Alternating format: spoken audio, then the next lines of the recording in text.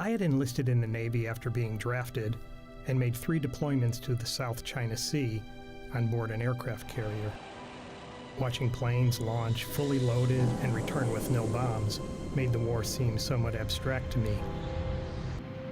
But it wasn't abstract for those who experienced the devastation from the bombing, and their stories varied depending on which side one fought. And they bombed from 30,000 feet, and this whole valley just completely turned upside down and just completely turned into a fireball as far as you could see. And you didn't hear it happening because they were so high. And then we would push through that. It was still hot, and it was still burning, and it was still heat, and it was still the chemicals, and we still took fire. And you think, how in the hell does anybody live through this? But the reality was more terrible than that. As an experienced soldier, you always knew when the B-52 was coming. Suddenly the battlefield became very quiet, and all the reconnaissance plane and helicopters and other stuff left the region. Then we knew that the B-52 were coming, but we didn't know where the bomb would come.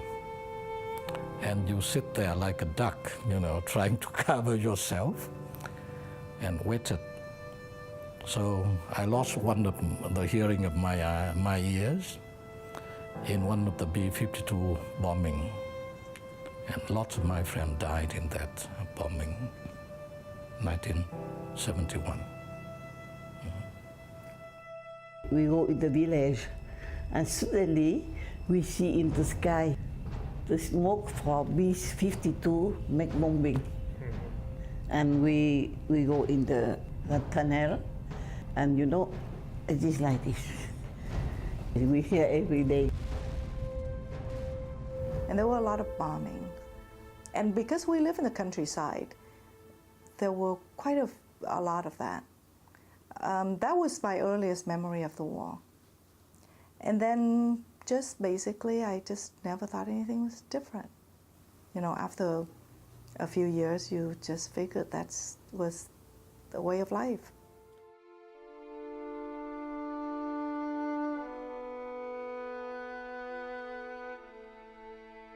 It goes without saying that combat is a formidable topic when we think of war, but unexpected stories are also important.